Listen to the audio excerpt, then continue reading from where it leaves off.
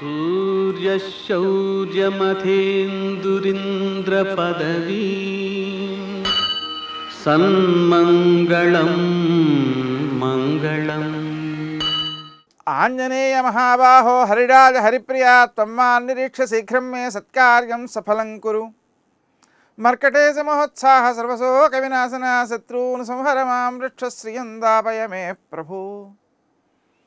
నేటి కాలమాన విశేషాలను గమనిద్దాం. స్వస్తి శ్రీ చంద్రమాన నందననామ సంవత్సరం దక్షిణాయనం శరదృతువు కార్తీక మాసం కృష్ణపక్షం మంగళవారం.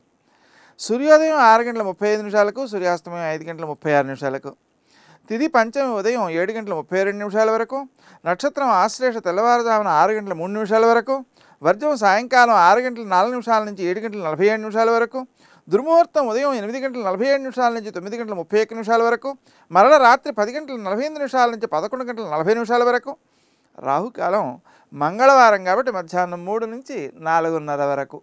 నేటి విశేషం మంగళవారం.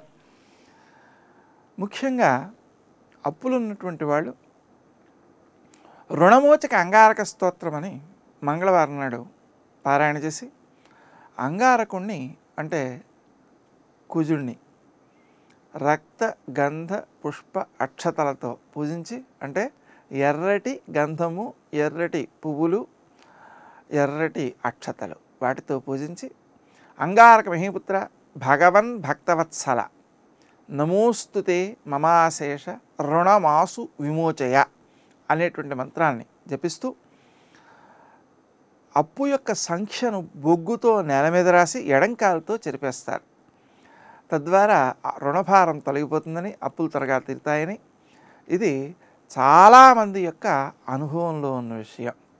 అలాగే సింధూరవర్ణం కలిగినటువంటి గణపతిని ఆరాధన చేసి శ్రీ గణేశ రణంచింది అనే మంత్రంతో ఆయన్ని పూజించడం ద్వారా, ఆ మంత్రాన్ని జపించడం ద్వారా, అలాగే రుణమోచక గణేశ స్తోత్రం అని ఉంది, ఆ స్తోత్రాలను జపించడం ద్వారా అప్పులను తొలగించుకోగలుగుతారు. అదేవిధంగా కుజునికి సంబంధించినటువంటి దైవంగా పరాశరుడు నరసింహస్వామిని చెబుతాడు.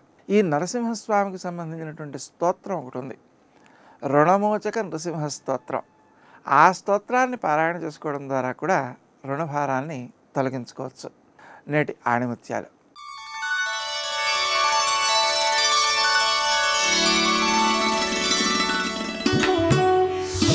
పువ్వులోని సువాసన, మనిషిలోని యోగ్యత, దాచిన దాగని వస్తువులు.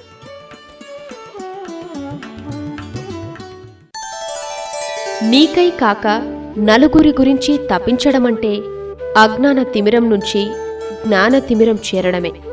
సద్గురు.